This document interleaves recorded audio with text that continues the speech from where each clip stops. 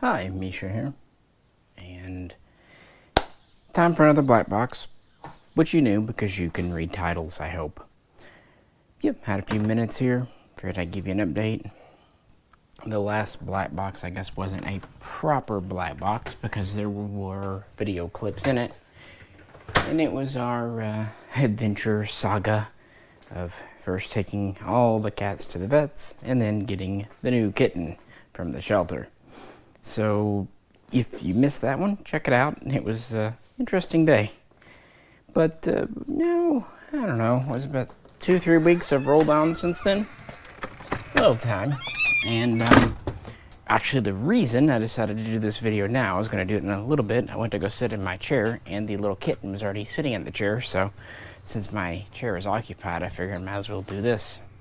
And as you can hear and probably know, I usually record these sitting out on the porch if the weather is at all conducive. Which today, it is. It's actually not very hot at all, and it's been raining a good bit, so it's relatively cool and a little bit damp. So, new kitten first. Integrating well. Of course, the other cats still getting used to him. Not fighting, and only very minor hissing. Just a lot of vocal discontent, more, whining and whatnot. Also, Miss Peanut has not forgiven us to the point where she'll sleep on the bed. Oddly, the first couple of nights we had the kitten, she would, but after that she decided nope. She was not being in the bedroom. And it's funny, you can actually see her out in the hallway, kind of having that Sophie's choice of should she go in or not. I think what she really wants is me to come out of the bedroom and I guess sleep in the office where she's at. But that's a hard pass. Yeah, he's working out well. He's a very friendly cat. He likes people a lot. He doesn't hide at all. He never has. The moment we got him, he was very easy to find. And we have decided to name him Odie. Short for Odysseus, i.e. the Odyssey, because getting him was probably a lot more complicated than getting a shelter cat should have been, because we had to make a couple of trips and do a few things and yada yada yada. I don't know, Odie kind of fits. Again, last cat before was Oscar, so kind of keeping on with the O name. And since he looks different than Oscar, quite a bit different, but he is kind of a gray tabby overall, so yeah, it works. It's a cat name. But, yeah, that's all going A-OK. Let's see, what else in life? J-Ro and I have started recording new videos for the main Mishaco channel. I actually got a pretty big one, big project, and hopefully fun, interesting video, a very different video coming up. That should be in 1 to 2 weeks over there. And it seems like my cousin, who has appeared in a few shooting clips recently, may want to start doing more for the channel, doing his own reviews and takes and things. So I'm not saying for sure that will happen, but it's a possibility, and honestly, the more the merrier. And he can give more of a younger perspective.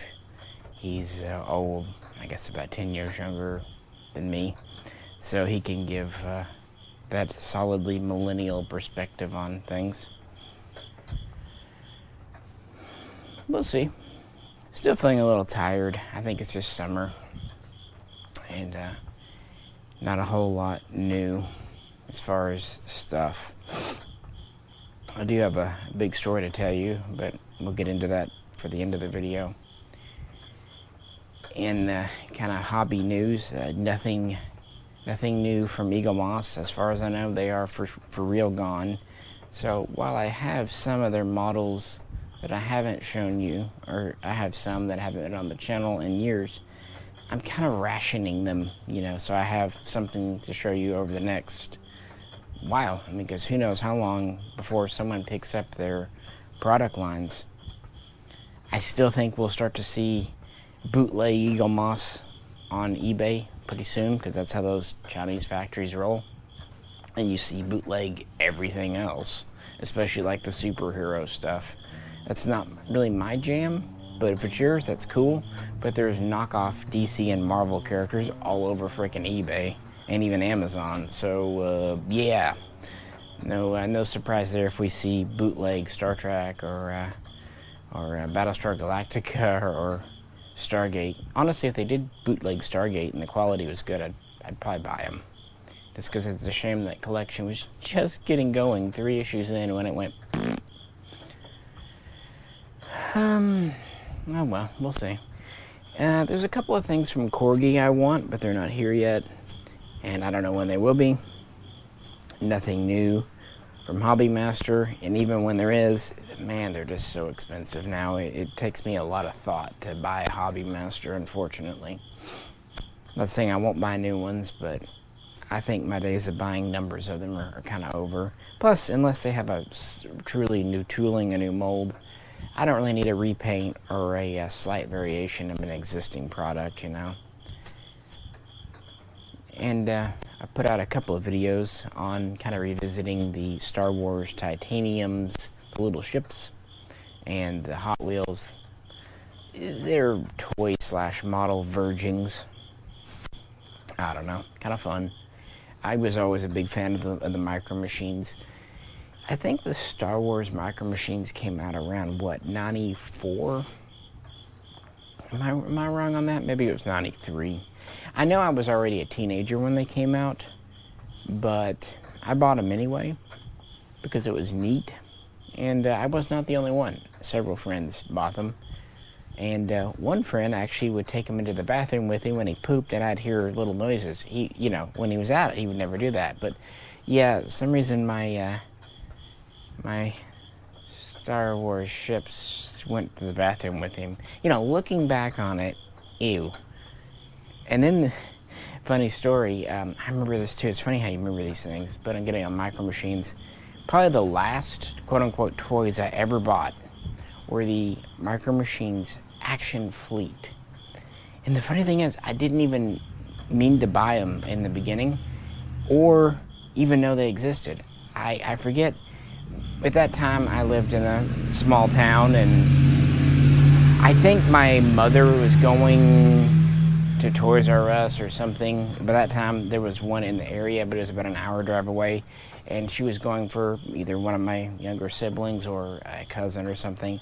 And I asked her to look for something in the Micromachines Star Wars line. I don't remember what it was, but there was something I was angling for, or I can't remember. I'm sure something had come out. And then, of course, we didn't have cell phones, so couldn't call and say. So she comes home and she says, "Hey, I got it," and she hands me the box. I'm like, "What? This is not right." I really wish I remember what it was I was looking for, or maybe she just knew I liked it and bought me something she thought was new. But I remember not knowing what the heck was in the box, and then opening it up, and I'm like, "What is this?" It's small-ish, but not tiny. Because in the 80s, I had several of the Star Wars toys, like the Shuttle Tidarium, the A-Wing, the X-Wing, a TIE Fighter or two. Nothing crazy. I probably only had 4 or 5 of the vehicles because they were expensive and I was a kid. So I was like, okay, they're smaller than those, because I remember those, but they're bigger than a Micro Machine. I was like, this is pretty cool, honestly. And by that time, I was probably 15. I don't know, somewhere in that area. But they weren't quite models. They were more toy-esque than that, but they weren't. They had higher detail than a Micro Machines, and they were less toy-ish than the Kenner. In other words, they fit fine. Now, keep in mind, most people, when they're 15, if they want something, they'll build a model, they'll paint it. That wasn't a good option for me. You don't want me trying to paint stuff. Either way, I kind of get into those, and that's something I picked up throughout junior high and high school. By the way, my junior high, you still followed through being a freshman. Yeah, it was weird. 7th, 8th, and 9th grades were junior high. 10th, 11th, and 12th were high school. So I think I was a freshman when this happened. And I remember the last one. I don't remember buying other ones. I'm sure I got some for Christmas and whatnot. They were inexpensive for what they were. But I remember the last one we bought was the B-Wing, and that came out pretty late in the line. 98 maybe? And the reason I remember it, that same friend that used to take him in to poop, we were just sitting around at home bored. It was probably summer, maybe spring break, and I don't know why. I'm like, hey, I want to take a drive to Toys R Us and see if they got a B-Wing. So we drove an hour one way to see if a Toys R Us had a B-Wing, and they did. And we bought it, and we drove back. And obviously we were well over 60. I think we were 17 or 18 at that time, because I remember he had been driving for a long time at that point. It wasn't anything new. I remember that because when he first started driving, it was a terrifying experience. And I do not remember being terrified during that drive. So it must have been later. But that was literally the last one I bought, and it was a cool one. And then, of course, as I move on, the funny thing is we were doing that during the day, and the chances are that night we probably got drunk and smoked some stuff. We were interesting teenagers, but we had fun. By the way, when episode 1 came out in May of 99, our whole friend group went to see it together, dates included, and a couple of us that had, the afternoon off work. I guess we'd have been starting college, yeah, anyway. And then a couple of us went and bought tickets for everyone else and kind of held the line. Yeah, even though it was episode 1, it was one of the last times I remember getting all the friend group together. You know how people start to disperse. I also remember the first Christmas of college, we all kind of met up again. But, it's good memories. But yeah, just kind of reflecting on that. Now, when the titaniums came out, I was no longer buying. I think that was my original point. I know the earliest titaniums were around 98, 99, but I never knew them. I wasn't really paying attention. The internet was around then, but it wasn't like it is today where you can just go look stuff up. And again, other interests, going to college, didn't have as much money. That's kind of the irony of it. You have more money when you were a teenager in junior high and high school often than when you're a freshman or sophomore in college, if you think about it. Yeah, because every dime you get when you're living at home can go to fun. And then you actually have to pay bills, buy groceries, pay for medicine, or condoms, or beer. Okay, we probably had other priorities. But anyway, it's kind of fun. So that's why I sometimes like going back to those titaniums. Some of them I've had a long time, some of them I bought quite recently. And, I think at my mother's home, all my old stuff's in the attic. I know for a fact my Kenner stuff from the 80s is there. Probably well loved, well played with. I definitely remember my dog ate Darth Vader's legs off. But, yeah, it's kind of funny. So it's nice to do that. I have fun doing those videos. And that kind of segues into my big story.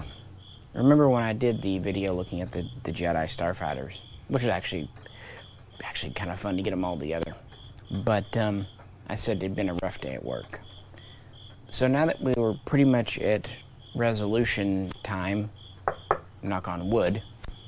Actually, I'm sitting on a wood swing, so that works. I'll tell you the story.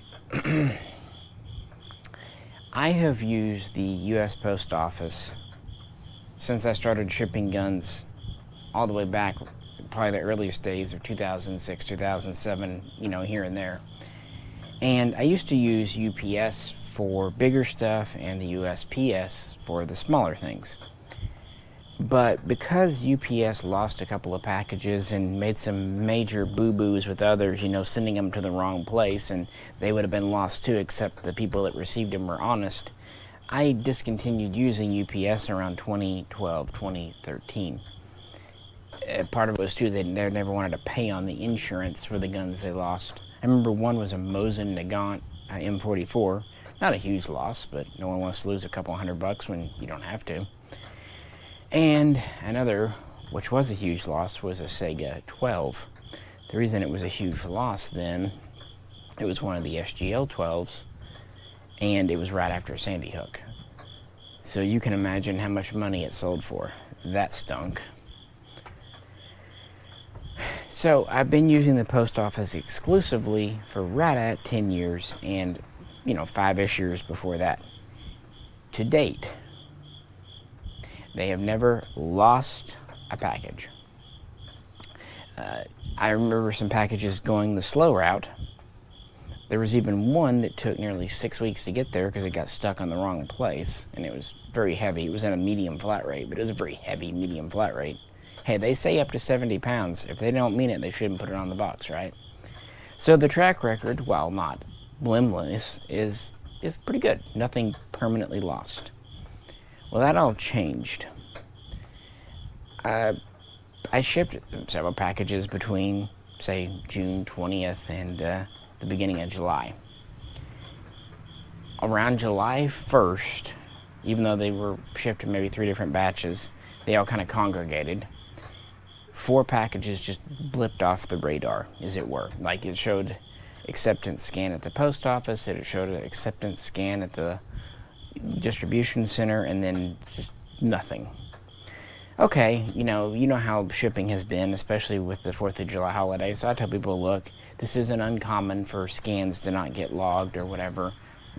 And yeah, they should get there in under a week, but sometimes it takes a week or 2, even 3. I hate that that's the way it is, but I advise just patience.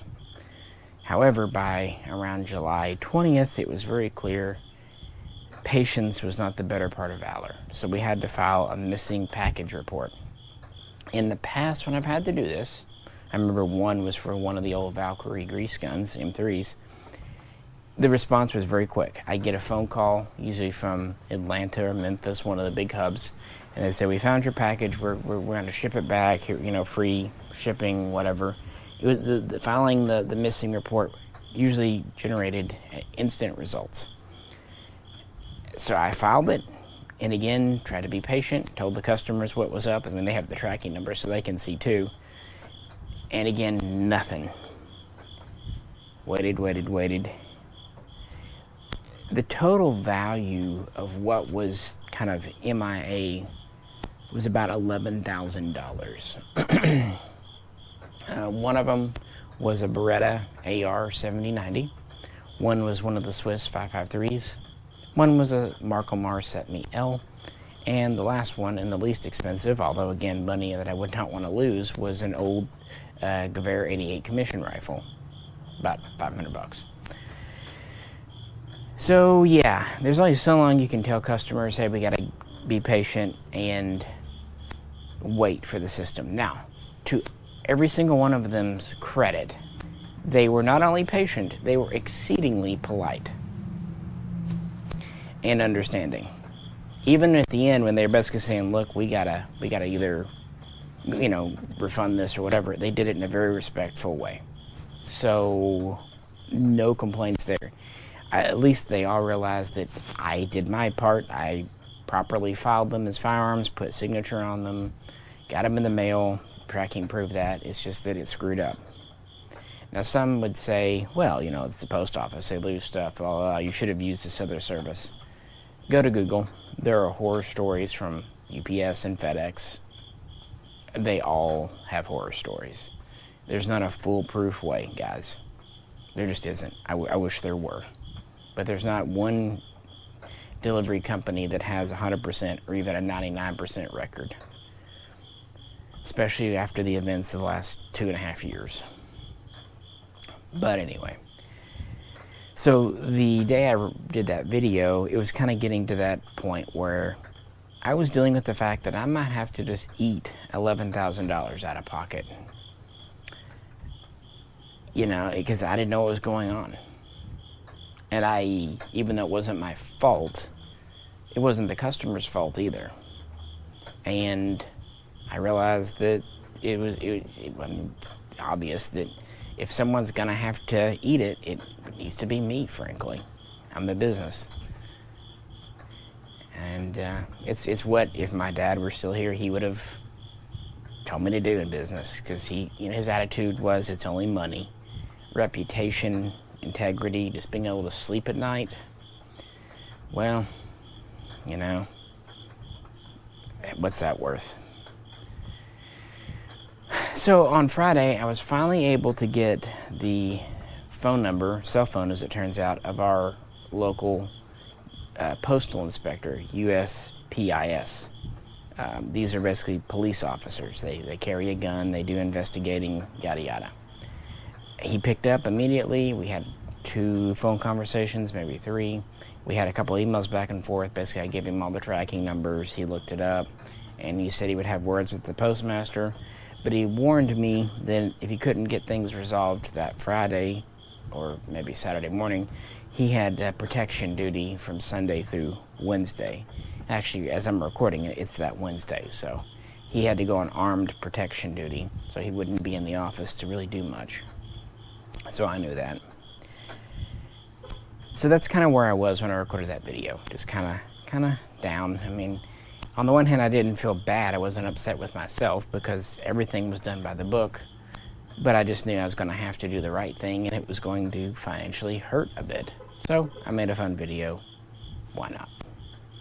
And actually had a good weekend. Saturday, we took Jero and his significant other up to a local Russian/Slavic market, had food with them. And then Sunday, kind of chilled at home with the new cat still. And Monday was back to work. Yeah, things kind of progressed from there. And then on Monday, I talked to the guy who his packages had been missing the longest, and it was the most high value. And you know, I pointed out the fact that he didn't pay insurance, and that's okay. It's just, what do you do? Insurance is kind of a tricky thing in and of itself. So I said, look, call me. And you could tell when he was calling me, he was bracing for a fight. And I was like, look, just stop. This isn't going the way you think it is. I'm like, I will cover it. And then he said, well, really what I want is a replacement. And I was like, well, a little bit of good news there. I was out in the storage building and I found another AR 7090 parts kit that I didn't think I had. I said, if you don't mind waiting, my builder usually takes a couple of weeks, maybe a month to build one. I can probably have you another one built. And he said that would be pretty good, and that would actually help me out because I could at least have the profit from the first sale. I'd still be out the value of the kit and everything, of course, but it's better to lose, 40% than 100%. Either way, that's where we were at with him. Kind of the same thing with the other guys. And, yeah, that's where the saga is. But at this point, I'm pretty much just like, well, such is life. I've tried to get more things listed online to sell. Just maybe pull out a couple of personal collection guns if I need to cover it. Life goes on. It really is just money. And it's just business money. This businesses sometimes have to lose money. And that's where we stood until Monday evening, when after well over a month, or even a couple of weeks after filing the missing reports, the packages got an update. At least 3 out of the 4 did. The 4th one, I'm not sure. I would imagine it's kind of in the same batch, just hasn't got scanned yet. But according to them, they just now arrived at Memphis, Tennessee. Memphis, for anyone who doesn't know, is not even 7 hours away from me. So even if they walked there, not even ran, walked there, they would have probably been there faster. Yeah, funny how one business day after the postal inspector starts poking around, they find them, huh? Even if they don't find the 4th package, you know what? Again, only losing 25% instead of 100, I'll take that. But I think if they've already found 3, the 4th one hopefully will follow soon, because they should be all kind of together. So right now, they're still not in customer hands, but at least they're showing tracking updates in transit again. So I joked with the guy from Friday and Monday that let's see if they can lose one package 2 times in a row. So if they manage to lose it again, it'll be so absurd I won't have anything to do but laugh, because what do you do? But at least I have some decent hope there that this will get resolved in a way that is just a lot of stress and wasted time for all of us, but it's at least some good news. And I might hear more tomorrow because that postal inspector will be back in his office, so he'll probably follow up with me then. Guys, that's just running a business. That's the kind of stuff that happens all the dang time. But yeah, another gun news. A few Swiss guns came in. The 751 FDEs finally made it in. The 751 and 551 Alpines, the white ones, finally made it in.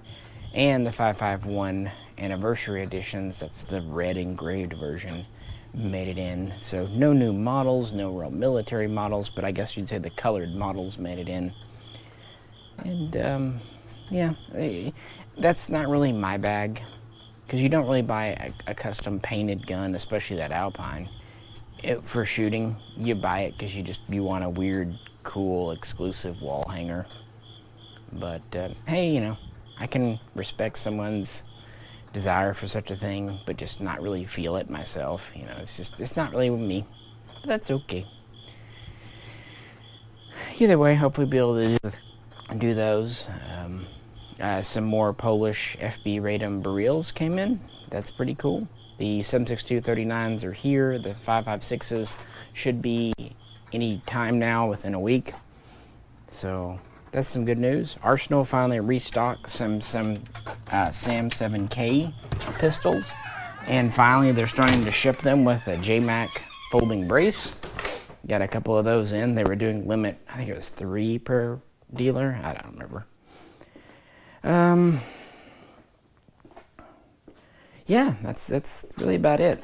So yeah, it's been a pretty good week, and you know, kind of going back to the hobby thing, I have kind of picked up a new hobby, something that is totally silly, ridiculous, and stupid. And that's what most of you will think about it, but some of you might find it bizarrely interesting, or at least entertaining. So I'm sure you'll see some different stuff coming out in videos in the next while. Oh, and we're hopefully going to be going shooting on Friday. The weather looks pretty good, so shooting footage for the Mishaco channel stuff, and a few different videos there as we roll in to the end of August and beginning of spring. Of course, this week was back to school for everyone, so yep, another school year begins. But that's life. We're all here doing our thing. You'll notice I didn't really mention political events, and the truth is because they don't affect me. I've got plenty going on in my own life. I don't need to go looking for extra stress or worry or bother, so I don't. I mean, there are certain things in the political field, like say firearms legislation, that affects me. And even today, the problem is I don't know who to believe. You go to Google, you Google any political event, half the websites say it was this way, the other half vehemently disagree and say it's the other way. It takes so much time to try to fact check, and then you have to figure out, well, who's doing the fact check, or who. It's a lot of energy. It's not like when it was when I was a kid, when you just kind of turned on the news and just kind of rolled with it, and you could pretty much believe what you were told. Now you got to wonder, what's the angle? How is this stuff being manipulated? Or nah, I don't need that. And so I've got my own stuff going on, so that's why I just haven't really brought it up. In the end, what I think about that kind of stuff doesn't really matter. It doesn't have an impact on me or you or any of that stuff. What does matter is how I react in my own community, how I treat people, and that's what I try to focus on these days. So, just my little take on current politics there. With that, I think I will let you go. Maybe the cat is finally out of my chair. If you could, please do like, share, and subscribe. This is Misha. Catch you very soon. Black time.